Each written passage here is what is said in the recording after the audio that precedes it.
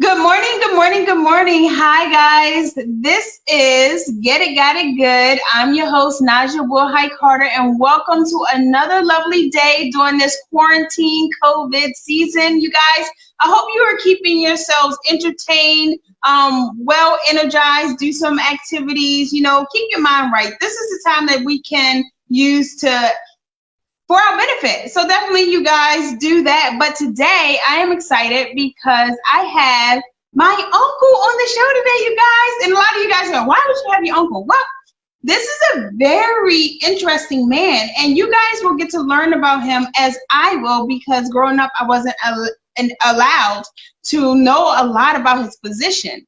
And that is because he is a retired DEA supervisory special agent, you guys. And right now he has started his own company, MTW Consulting LLC. And you guys will be able to hear all about that and some of the interesting things that was entailed in his occupation. So you guys, help me welcome my uncle, Michael. Hi. How you doing, Nigel? Thank you very much. I appreciate being on your program. I'm actually really excited about this. So, the family's going to be watching because we all get to learn some things that we weren't allowed to know before. Mm-hmm. So tell me, you are in this transitioning phase and you have started the MTW Consulting, right? Yeah. So tell me, what is that business based on? Well, basically, during my career as a DEA agent, I spent a lot of time overseas, doing operations overseas, and I ended my career being the country attaché, meaning the head agent for the Port-au-Prince, Haiti country office for DEA. So with that, we did some training for the Foreign National Narcotics Unit over there. And so I said, well, this is a lot of guys, a lot of people when they transition from DEA special agent to retirement, they do consulting. So I said, well, I got something to bring to the table. A lot of years, 30 plus years of law enforcement period, and either on a federal and state level. I said, let me start up a business and try to bring some of my knowledge to the foreign side. So basically, the consulting business, MTW Consulting LLC, is basically we provide training and consulting to the foreign counter-narcotics police officers. So that's interesting because a lot of times, us for entertainment, we like to watch a whole bunch of cop shows or things like that. Is it really like that being a drug enforcement agent? It is. Some of it's true, and some of it's not. Some of it's Hollywood, So, but one thing is for certain is that is true is that you have a lot of agents, a lot of people out there that works for the Drug Enforcement Administration and other police forces, whether it's state and local, that's out there doing some good work to try to make this a better life, a better world. So this is one of them positions that a lot of people say, oh, I want to be a cop, or I want to be a DEA, or I want to be a SWAT, and things like that. How exactly did you get started on that path, though? Wow. Military helped a lot. I was a captain in the military for some years, and then after that was worked for the Georgia Department of Corrections, and then after that, I was an Illinois State Trooper. And then I worked for the Federal Bureau of Prisons, BOP, and then went on to DEA. So basically, it's just my need of service, my desire to be a servant to the community. Cool. So you kind of jumped around between all kinds of things, you know, trooper and the police and the prison system and everything else. So is there a special training that has to go into switching over to DEA? Yeah, basically you attend the DEA academy that's in Quantico, Virginia, and we were there for approximately 21 weeks, and you go through what it takes to be a DEA special agent: firearms, running, surveillances, how to conduct surveillance, how to conduct narcotics investigations, whole works of things. So then you went to the supervisory position. And traditionally, getting to a supervisory position can be kind of difficult as it is. But of a specialized unit, how did that go? How did that come about? Well, it wasn't so specialized. It was basically you put in for a position. You need the years of experience. I have a master's degree in criminal justice, and just most of it is just experience. Working various types of cases, where there's financial cases, conducting undercover operations, various things. And also you show that you have the ability to be a supervisor, to lead people. So when you say, you can hear me, right? Yes. Okay. So when you say financial, when DEA, they work a lot with the financial, the federal, the SEC, FINRA? Depending on the investigation, yes. But when I say financial, you're doing financial investigations to see where the drug money is going, how it's flowing. And a lot of times you follow, like we have a saying, you follow the money. So when a drug trafficker makes money off of selling a controlled substance, methamphetamine, cocaine, whatever, when they make money, they do something with the money. So we follow the money, okay? Whether or not they try to deposit the money into a bank, into the U.S. banking system, or try to hide the money, which is called money laundering, and try to hide the money and mix the bad money that's made from trafficking narcotics to make it appear to be legitimate funding. So it crosses a lot of them. Yes. Oh, okay. So then beyond drugs crossing into the financial, I'm sure it crosses into the human trafficking some, and it crosses state lines. Who dictates who gets jurisdiction? Well, it depends. DEA works a lot with state and local, state police, or local, like in you guys' case, maybe Bowie PD, or Anne Arundel County Sheriff's Office. But we work a lot with the state and local police force. So it basically is us getting together and determining who will get what jurisdiction would have the most bang for the trafficker. Okay. So being in a supervisory position, what then was your job? I was the head. When I was in Haiti, I was the head agent over there for DEA. So I was the advisor to the U.S. ambassador that was assigned to the country, reported to Haiti.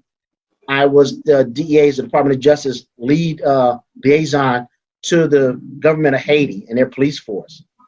So basically, my job was to serve as an advisor to their narcotics unit, help in any way we can to build up that unit so that unit be able to function on its own as a narcotics unit and be a viable partner in the war against drugs. And it is a war. I know we use that slogan. Nancy Reagan made that slogan kind of known, but it is a war. Make no mistake about it. So then, in supervising people from a different country, how did that work out? Because I know there's cultural differences, and a lot of times just in a business aspect, you have to be aware of the cultural differences and how they interact with each other. And I'm sure you have to work with the agents from that area in order to then go in and be undercover. Right. The people I supervised were DEA special agents and intel analysts. So they were DEA employees. We worked with and served as advisors to the Haitians narcotic units.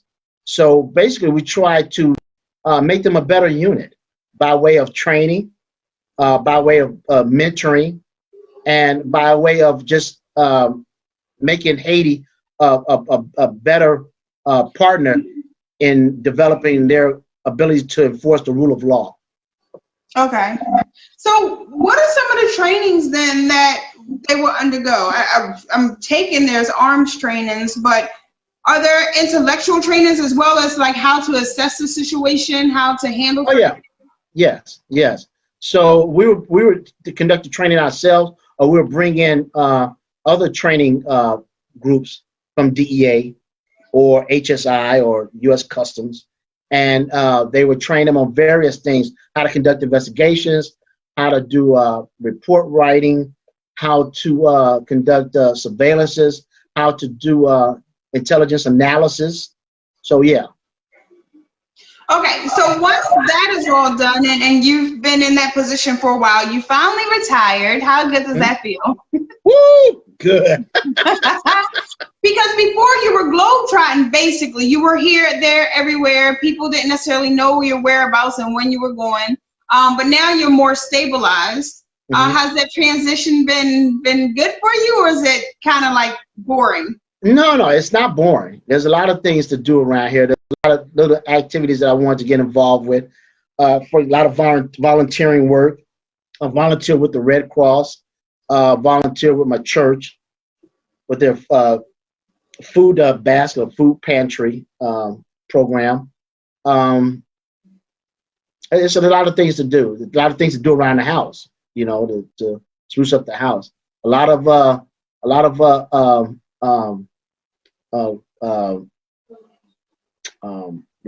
things to do. So, okay, with the extra time on your hands, right, and the volunteering and things like that, catching up with family and all of that, you've had time to start and establish your LLC. Yes. Right? Yeah. Okay, so your target audience for the LLC are corporations, governments, what? My target group is specifically the U.S. State Department, because they pretty much run the programs overseas to bring in law enforcement subject matter experts like myself to help build up or train or mentor the foreign police forces. So that's my target group, the foreign side. Yeah, I can do some training and does some training with the domestic police officers that's here. But my target group is with the LLC, MTW Consultants LLC, is the foreign side. Okay, and then you set up some training programs, and I know you have different levels or different aspects where the government can say, I want my people trained on this package. So you have different packages. Can you explain some of those? So yeah, different packages, a different not package, but different subject matters. Okay, and these subject matters range again from surveillance, how to conduct surveillances, and we go in the LLC. Right now it's me, but I have what we call a collective, and that collective consists of other law enforcement officers that I can call on and bring them in if I need, their expertise or assistance. But the subject, the training subjects range from surveillance, how to conduct undercover operations. It includes how to develop a drug unit, a full drug unit.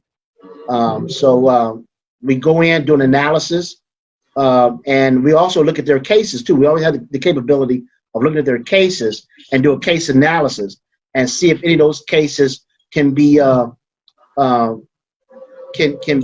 prepared or focused towards U.S. prosecution. So is that the end game for a lot of foreign governments, to have it prosecuted here in the United States, or would they prefer to keep it at home? It depends. A lot of them prefer to keep it to have it prosecuted in U.S. because the U.S. Judicial system is more established, more sound. Okay, so a lot of these traffickers, they don't want to be prosecuted in the U.S. Okay, because because of the stability of our rule of law sense. Now, I know foreign prisons are usually not the prettiest places, but I would think being prosecuted in the U.S. as a criminal, the jails would be better, I guess. Jails are better.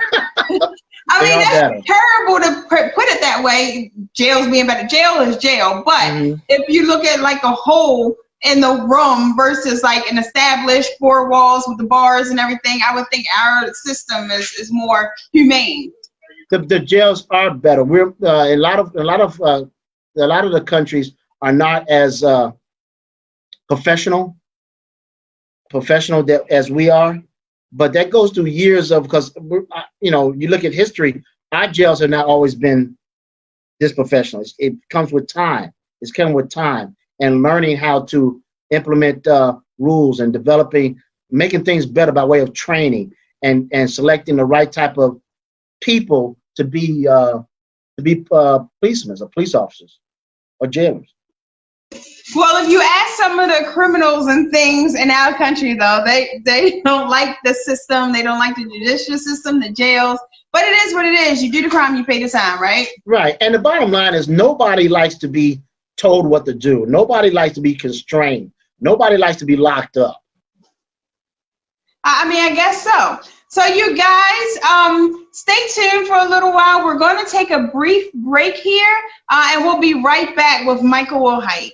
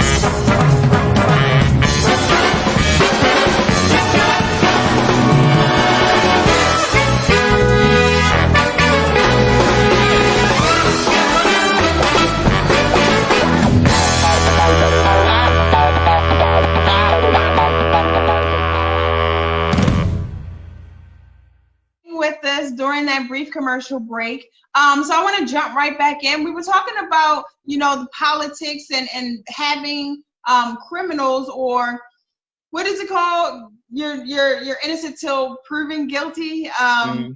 So suspected criminals being prosecuted here in the United States. And we were talking about the cases and how you guys, MTW Consulting, can help lawyers specifically with building the cases. How does that work again? Can you elaborate on that? Well, one of the things that the MTW Consultant is we serve as consultants. Okay, so we have the capability of getting with an attorney, preferably a DA or a U.S. prosecutor, U.S. Attorney's office, and review a case, and because they're busy, and review a case and give them advice on what's needed to have that case, most time local cases, have that case be prosecuted federally.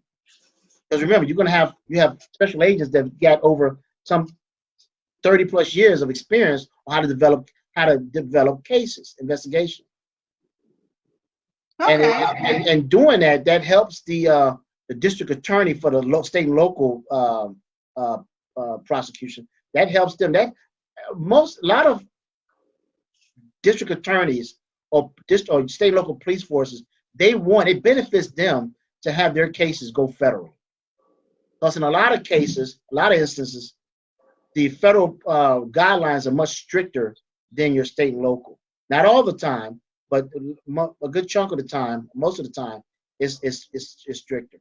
So if you try them in a federal court, then is a higher probability that they will get a stricter sentence or stricter regulations that go into that case proceedings. That's correct, and it also helps to enhance the relationship with the state and local. Also enhances the professionalism of the police force too. Yeah, it makes them look good. It's a marketing. It's a market. It makes everybody. It makes everybody look good. You know.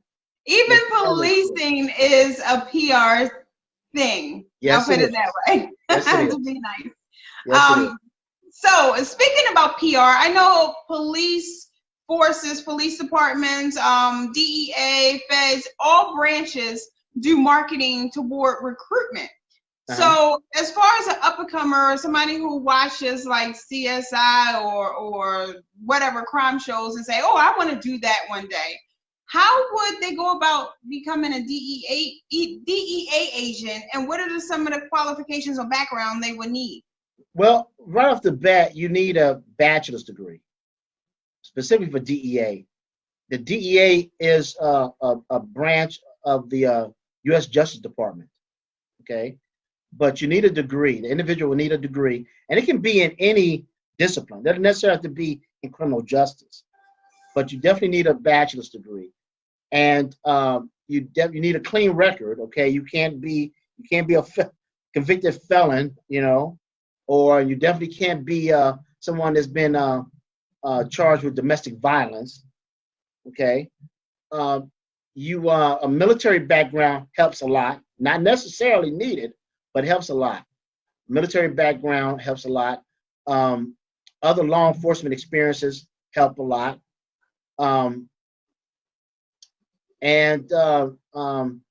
Financial, as far as the financial aspect, you got to be sound in your financial life. Okay, you can't be someone that don't like paying the bills, that the bill collectors call them constantly.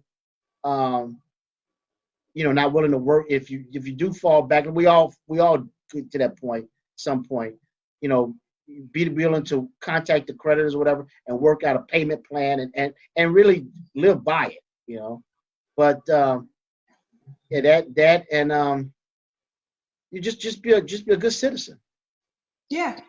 So that's comparable to the financial industry, and a lot of people don't understand how does my personal finances affect my job outlook, and it's happening across the board in a lot of different industries, but especially with being a DEA agent, when it comes to your susceptibility for bribery, correct?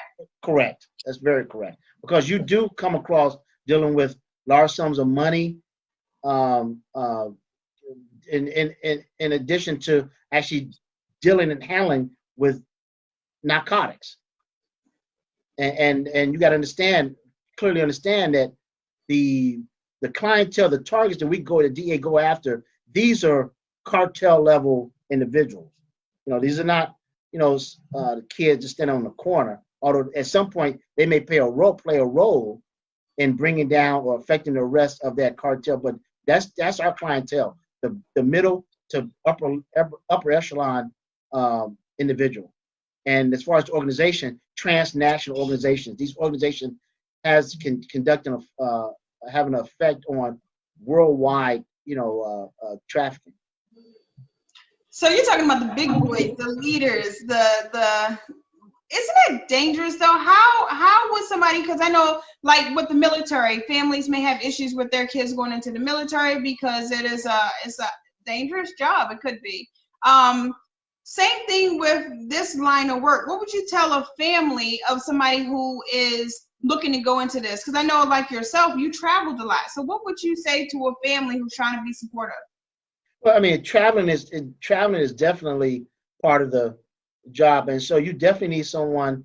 That person definitely has to have a family or a partner that realize that this is not just, you say, a job, like you working at, a fast food establishment. This is a career. This is a way of life, and that's the way I always saw it, and had my family look at it too. It's a way of life. So does that come across when you're consulting things as well, like when you're teaching and working with these different agencies, as far as training up that generation or the special agents that you work with on how to not only deal with in the job or in the field occurrences, but also family life? Yes, that's part of the That's part of the LLC also. We do provide a mentoring and a mentoring aspect of it for the officer or the police officer, and at some point want to develop it, expand it to the spouse also. Have a training program for the spouse. That's awesome.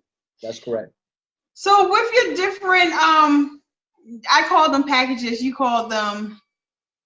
Yeah, this training is training packages. We put them in packages so it'd be easier to read, but we can mix and match.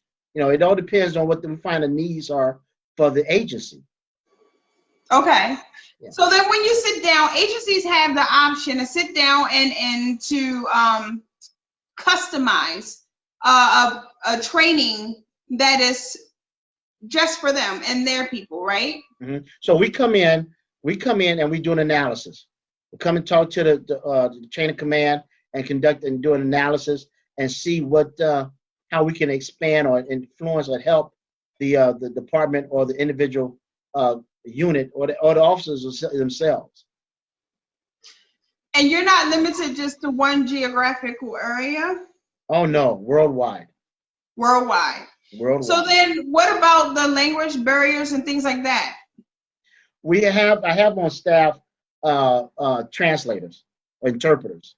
So if we're going to, for example, like Haiti, okay, I have Haitian have individuals on staff that speaks French and Haitian Creole. I speak Haitian Creole, and if we're going somewhere else, wherever we're going to have translators for interpreters. The accommodations. Yes. Okay. So this has been fascinating and awesome. So if somebody's interested in learning more about the company, how can they find it? Oh, bring up MTW Consultants LLC.com. We got a website, brand new website. We got the phone number here, 815-254-5691. And 815-267-4307. Awesome. So those are two great ways, you guys. Also, if you're interested in finding out more about MTW Consulting LLC, you definitely can hit up the show at Get It Got It Good G3 across all social media platforms. If you have any specific questions, you can definitely write them under the show post. You can email the station at getitgotitgoodg3@gmail.com. You can call one of the numbers. Well, whatever way you reach out, we will get back to you. Because it's all about connecting people to the information, making sure they understand it and know where to go to get more, and then it's all good. Hence the reason Get It Got It Good. So, Uncle Michael, any last words that you'd like to tell the people? Yeah, just stay safe. This the coronavirus is nothing to play around with. I'm based out here in Chicago, but we've had the mayor. We've had some people, like everywhere else, people that have not seen like they're not taking it seriously. This is serious. I mean, you think about it, we're in the 21st century, and this is the first time in the 21st century that we've experienced a pandemic. I mean, this is a worldwide disease. So stay safe, Most definitely. And that includes not only your physical, but your mental. That's correct. Indeed. So this has been fascinating. This is the most I've actually been able to drill my uncle to find out about what he does. So it's always something new to learn, you guys. I appreciate you being here. I want to shout out my sponsors really quick. Dance Solutions Youth Outreach, Mission Dance Works, One Man Sharpens Another, Favorite One Nails, of course, Merlin Prep Academy, WBGR Health and Wellness Channel, and Total Entertainment Radio, you guys. So I thank you for tuning in. Uncle Michael, I thank you for zooming in. One more thing. The LLC, MTW Consulting, has the capability of serving as subject matter experts for the media also, or talk shows. Okay, so if, for example, if you talking about a policing or community subject matter, and you want a subject matter expert to serve as an advisor or pass their view on it, we do that too. Definitely. So any high cases, we definitely know a few media personnel as well. So definitely, and I will have you on speed dial for any type situation to have you come on and give your expertise and your feedback on that. Please do. Thank you very much. Well, I appreciate you coming on today, and tell the family I said hello. Mm-hmm. And I have to come to Chicago soon. Yes, you do. Yes, as you know, your brother is in my studio, the home abode. So I'm going to tell him while we're live, Daddy, we need to go to Chicago. Yeah, because you know what? Because I'm proud of you and what you're doing here with this here. This is truly serving the community. This is truly service. Okay, and especially you're hitting a certain generation, and that generation needs guidance, needs system. We all do. And I'm truly proud of you. And like your name says, you're forever flowing. Good job. So wait, okay, you brought it up. Wait. Let's go over this real quick. You guys. Are we serious? We are still recording. Okay. Yeah. Well, yes, indeed. So you guys, here's the deal. I was supposed to ask this earlier. So you guys, my name is Naja, and my name is Naja because of this man right here. So Uncle Michael, tell the people how and why I became Naja. Well, you became Naja because I asked your dad, can I name you? And he's like, sure. So I looked at some books, African books, and and as a child, you were just active, as a baby, you was active, not in a bad way. You can tell in your eyes and your mannerism as a baby, as an infant, that you were inquisitive. Okay, and so I said Niger, and I looked it up. It says Niger, river in Africa, and it means forever flowing. Yes, see, positive. Now, you guys, my husband would call that nosy, but hey, it works out for this. It's all good. Yes, it is. I appreciate the name. It's definitely suiting. I don't know how to sit still. They say be careful what you name your children because they will live out that name. So it's a good name. But it's positive. Yes, indeed. You're doing good. You're doing good. Go, sister. Thank you. You're doing good. All right, Uncle Michael. We have to get it going so that way we can. You guys, there are so many great shows coming up for you. So you guys definitely stay tuned. Once again, tune in to Get It Good on the WBGR Health and Wellness Channel on Wednesdays. During this coronavirus season, we do air at 11:30 and or 3 o'clock p.m. on Wednesdays, but we are on Total Entertainment Radio 5 days a week, Monday through Friday at 6 p.m. prime time, you guys. So definitely nothing but love for you. I will see you on next Wednesday. Peace out.